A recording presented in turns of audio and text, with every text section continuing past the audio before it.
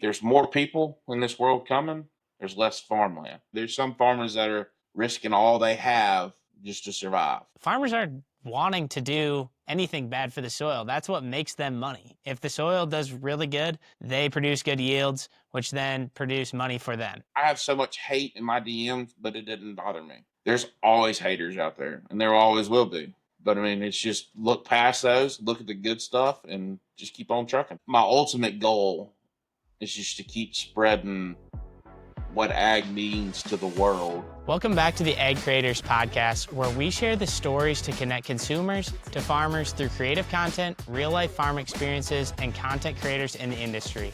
Today's guest is someone who's found a unique way to bring the world of farm equipment to life online. Riggs Ware is behind much of the content you see from Wade Incorporated, a John Deere dealer serving farmers across the Southeast. I'm excited to have Riggs on the podcast. Let's get into this. Riggs, thanks for joining us. We really appreciate it. Can you tell the viewers a little bit about what you do? Yeah, so my name's Riggs. Some people call me Rootin from Rootin Riggs off of Instagram. I work for a dealership down here in Mississippi. I'm their digital content creator, kind of help go over social medias and in-house marketing type of deal, videos and create videos and for them. It's pretty much what I do. And I like it. I like it a lot. So how did you get into this with John Deere? So long story short, I was just had a normal Instagram like everybody else does growing up. And then I was like, you know what? I work for Wade Incorporated, which is who our dealership is. And, we sell John Deere equipment. So I was like, it'll make me look good if I start posting. And then one thing led to another, and that's all I post now. And get a little bit of a following that you would say on Instagram drove me to do more and post more. So, I mean, that's kind of how I got into it mainly. So that's how you got in on the equipment side, but how about just in ag in general? What led you to want to get into the ag industry? So around here where I'm at, Mississippi Delta, it is nothing but farmland in Mississippi. I mean, it's just everywhere around here is just have something to do with farming. Pretty much every job. I grew up kind of on a farm for summer camp, not summer camp, but for summer jobs was working on farms. I worked for BASF or Bayer.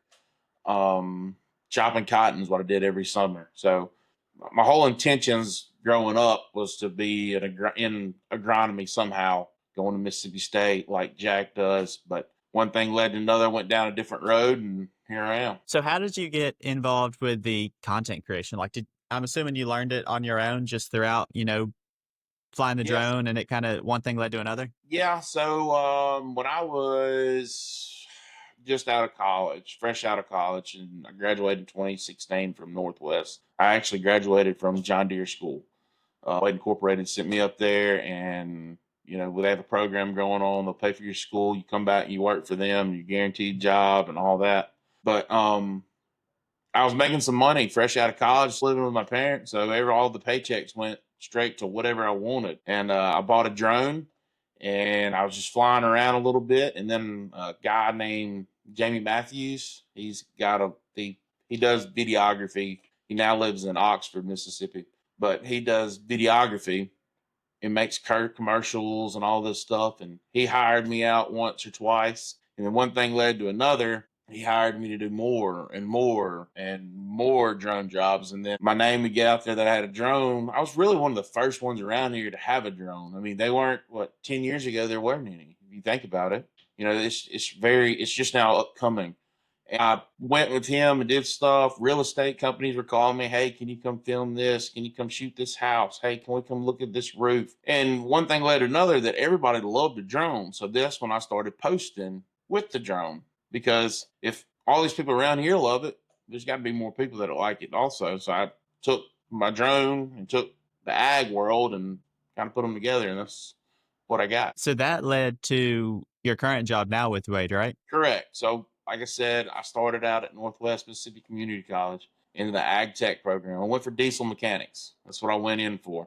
One thing led to another, and trying to wanted to move up or move over out of mechanics. I'm a real people person, and I got into parts. Now, saying that, going through that school led me to do very, very well and be successful in parts. Because the ins and outs of all these engines and problems, and doing that really, really, really helped. And then once I built Through Parts, my social media account, Wade Incorporated, the management team or marketing team kind of saw that and was like, you know what, let's see if he can help us out. So that's where I moved into now. And I've been there almost a year in July. So, Riggs, especially with content creation, on our side, we're posting content. There's things that kind of do well, things that might not do as well, but you enjoy doing. It sounds like you've done a lot of different industries, real estate and agriculture, obviously. Is there something that resonates more with your viewers about different things in agriculture or real estate? What do you think is one of your top things that you like to post that resonates well with your audience? Cotton does well because not very there.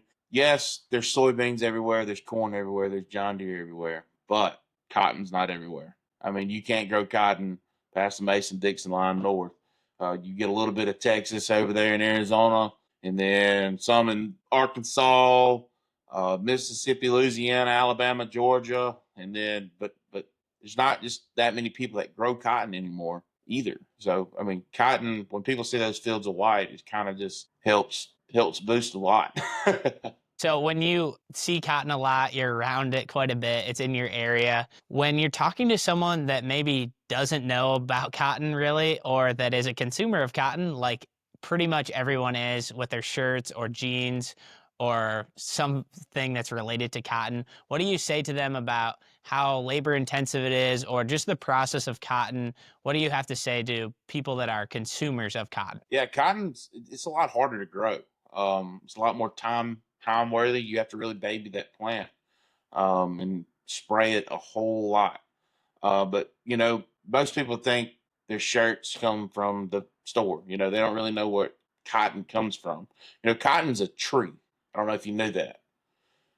It's actually a tree, and you have to put stunt growth on it to stop it from growing. That way you can pick the cotton off. But then you send the cotton off to a gin, and they gin the cotton, which cleans it up, take the seeds out and all that, and then they send it to the tailor or whatever to make fabric out of it. Me and Jack have talked before about doing an episode or a video on the whole process from start to finish all the way to some blue jeans.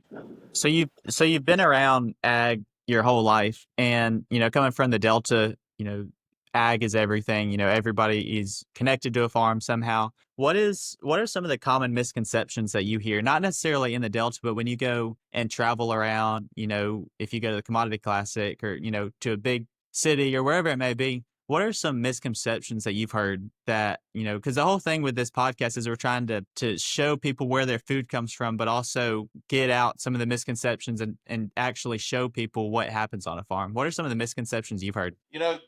Everybody's different. Every farm's different, just like every region's different. With us down here, we have to water everything, but with everybody up north that doesn't have, unless they have pivot irrigation, they don't have to water nothing. So down here is a lot more labor intensive. But I think the main misconception is just they just don't know. It's not taught in schools. It's not shown to the world, where it comes from. One of the biggest things that I read and keep in my mind daily is there's more people in this world coming, there's less farmland. So that's a big thing that I like to keep in mind to help promote it, because once it's gone, you can't get it back. So I'm from Alabama, and so that kind of brings up another question. In Alabama we have pivot irrigation. And in the Delta, y'all don't have pivots. Why is it in the Delta that y'all don't have pivots compared to other places? Yeah, so down here in the Mississippi Delta, it's an old river bottom, quote unquote. Mississippi River is what created this, and we're flat. We're pretty much flat. I mean, we have no hills. The only hills we have are Indian mountains back when they were made long, long time ago. But that's why we do regular irrigation. Pivot irrigation can kind of go over the hills and walk around all the way. But where we're at, we're flat, or have a 10th grade or whatever grade we have. And we put the water on one side, and it just works it all the way down the field to the other side, which you've seen that. Zach has not seen that. Well, maybe he has, but I think eventually we'll get you down here and see what we can, some irrigation. Yeah, no, I Zach haven't Zach seen wants that to kind come of down here irrigation. doing rice. Yeah, I want to come see rice. Well, that's another thing that's big that's not been really doesn't really get seen much is rice. You know, Arkansas, Mississippi, Louisiana. Um, I really don't know what other states make rice. A little bit of Tennessee, probably, maybe And now in Missouri. California, I think, Yeah, and California. I forget but that's California. about it. Most people hate on California, but just because of those big cities. But California is a very big agricultural state. But there's still a fine line from that city to the farm, and they're 20 miles from each other. They still don't know. So one thing, Riggs, you talked about some different crops, about rice, about cotton, because not a lot of people see those crops in person and know that they actually are grown and how labor intensive and different that they are. But what about on the tractor side and technology side? Because you work at a John Deere dealer, you got to get questions all the time about the technology and what the equipment is and what it does. What do you tell consumers or people that see your cool videos of these machines running through the field? What do you tell them about this equipment? You know, one cool thing, that Deere offers is a rice package machine or a non-rice package machine. And that's only offered for around here. I mean, you can get it anywhere, but if you ever go and you take soybeans in your hand and you rub them around, it's not that bad. You go take rice, you can take it out of a box of rice at your house, put it in your hand and rub it, it will cut you up. Rice is very, very, very aggressive. So they have certain machines that have different wear items in there to help not tear the machine up, basically. But technology is crazy. Deere's coming out every single year with new technology, and autonomy is on the way.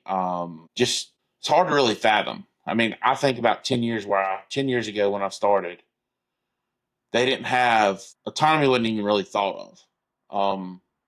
And to eventually go into that, and then where the new combines we have now have cameras that shoot out 30 feet in front of them to help you slow down, and you don't even have to touch the steering wheel or the throttle or the hydrant handle. It reads it for you, and that way you ensure you get everything in the tank. Because, like I said, we got to keep as much as we can because we're losing it. So let me ask you this. What is your favorite piece of John Deere equipment? Oh, the ones that are painted green and yellow. I don't know. That's kind of a difficult one because I like all the new stuff that comes out, and people like seeing all the new stuff. But then Yeah. again, you still see those videos out there of the old 4840 or the 4020 or just the Jackson kid, just the Jackson. He loves the old stuff, and seeing those Model A's unstyled or styled, the 4020s, the Model B's. We actually have a Model B or a Model A here at the store that one day I would hope to see it restored. But I I'm kind of all over the place with that question. So on the talking about John Deere equipment and stuff like that, the autonomy is coming and making its way, and it keeps just getting a little bit better every single year and every season. We actually had a John Deere 9RX with a piece of tillage equipment, a cultivator, this spring, showing the autonomy in the field, which it's still got some work to do, but it's super cool. And how do you think the future of autonomy in tractors and farm equipment is going to be? It's coming. It may not reach where I'm at as much as it will reach where you're at or where Jack's at. Just for the fact of where we're at, everything's squared off, not field wise, but like we plant all the way to the end of the row.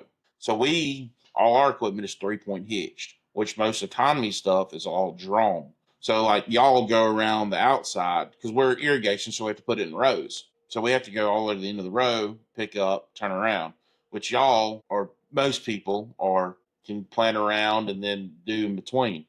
I think it will be big within the next 10 years. It'll be everywhere. Yeah, it's really going to make an impact in the future for a lot of different things, just helping out on the farm. There's a lot less labor that people can get to on the farm.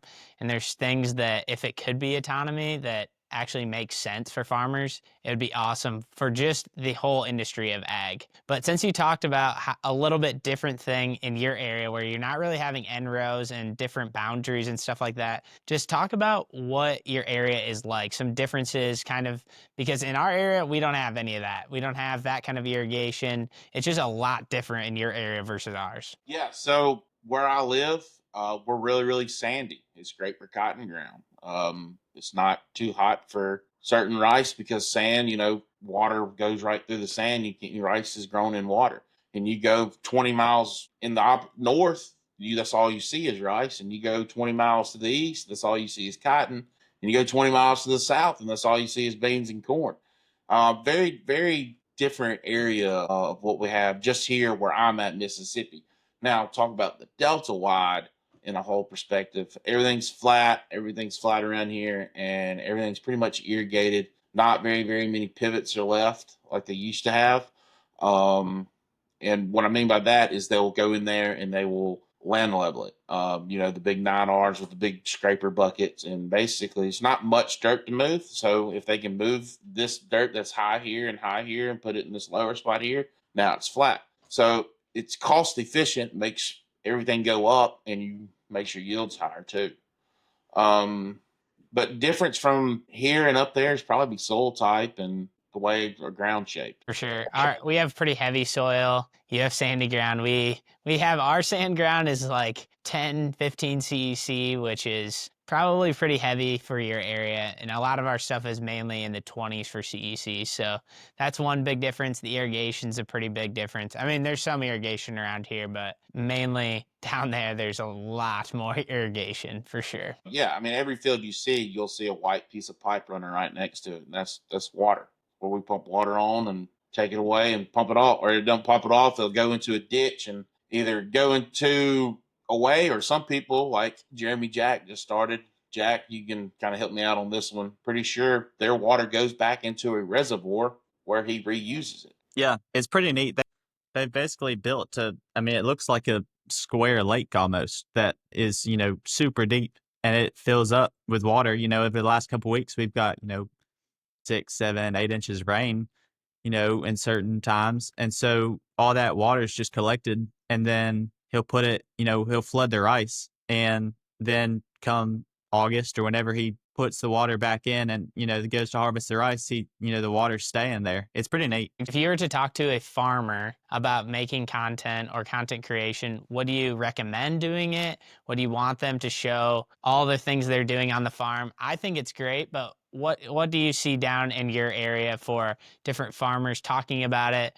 Are older people or people that aren't on social media, do you face any skepticism or any criticism from them about creating content, or is it more enjoyable, or what different stories or things that you've faced so far? So I think, to be honest, the older generation's kind of out of it. But there's some older people in this generation that look at it every day. They may not like it, they might not, but they're going to watch it. They're not going to tell you that, but they will watch it.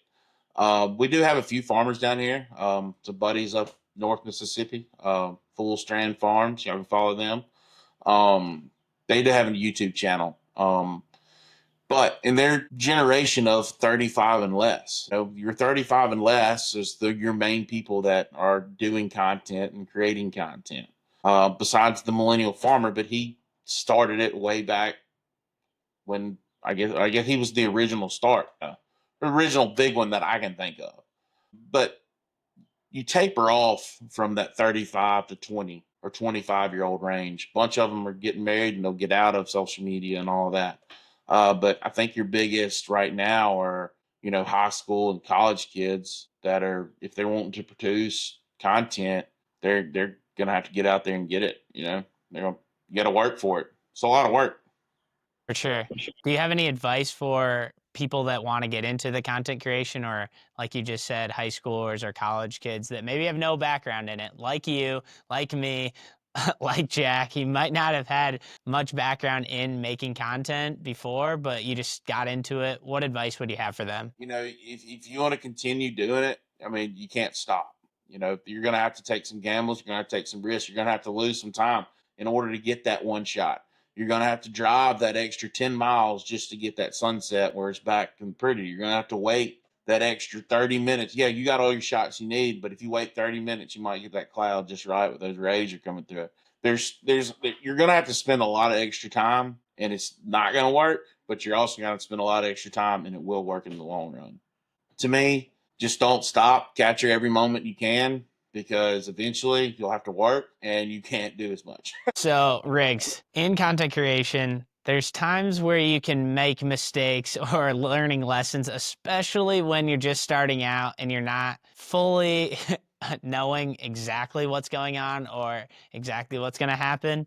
Do you have any stories where you made a mistake or something where you learned a lesson kind of the hard way in content creation? Uh, Not really. I mean, everything I've done, if somebody don't like it, I mean, it's their own problem. I liked it. That's why I posted it. So that's the exact way to think about things, especially if you're getting into content creation. Yeah, I Just not mean, worrying about things that people are saying. You yeah, I can't mean, care what everybody thinks. no, you can't. I have so much hate in my DMs, but it didn't bother me. I'm a John Deere fan. That's what I like to post. If you got problems, sorry. You know, I ain't worried about it. That's what I like to post. If you don't like it, unfollow me. I don't care. You know, I mean, I'm just telling the truth. You know, if people get mad for you showing what you like to do, then they're not worth them. It's not worth them even watching your stuff anyway. But through the world of Instagram and TikTok and Facebook, there's always haters out there, and there always will be. But I mean, it's just look past those, look at the good stuff, and just keep on trucking. All right, Riggs, you kind of talked about this earlier, but if you could collaborate with any ag content creator, or really honestly any content creator out there, who would it be? Content that I would like to do with somebody, man, there's so many of them out there that are just good at what they do. I would love to do it with any of them. But luckily I follow them and they follow me and I can communicate with them. But I would say ultimately, John Deere is the biggest one that I would love to deal with and work with. I have luckily in the past with one of my pictures they used it, and on Facebook they used one of my pictures for their cover photo on Facebook. That was pretty exciting. Some buddy of mine called and was like, "Dude, your picture's on John Deere," and I'm like, "What?" And I went on Facebook and looked, and it was pretty cool. But I'd like to do more. John Deere's probably the ultimate, kind of like what Jackson does. So you talk about wanting to create content with a lot of different people. Where do you see yourself in creating content in the next 5 years or 10 years? Or just do you want to travel or what are some of your goals that you have coming up? I guess my main goal is I want to grow my Instagram account a little bit more. I'd like to have 100,000. I'm almost halfway there, or right at halfway. I'd love to have 100,000 followers. Why? I really don't know. Just to say I have it, but my ultimate goal is just to keep spreading what ag means to the world. I know that sounds so cheesy, but it's true. There's so many people out there that don't know where anything comes from, and it's kind of sad that, like I said earlier, there's more people in this world being born and taking up farmland than in steadily acres are getting lost. So eventually, your people are going to be way more than what you can actually produce, and when that happens, it's not going to be good. Well, But and it's cool to show there's a lot of people posting ag, but it's cool to see it from your perspective in the Delta because it's so different. I mean, like, sure, you have all these people posting from up north or in, Texas or wherever, but it's so much different in Mississippi and Arkansas and the Delta area. And it's cool to see that, because where Zach is, they're farming, corn just like guys in Mississippi, but it's completely different practices, completely different, irrigation practices and planting and equipment and all that. and you say there's so many people posting, you're correct, but those are the people that me and you follow. We see that they have the same mindset. I want to hear the story of the kid that just got out of college that lived in some state who didn't know nothing about agriculture, learn about it, and then proceed to tell it.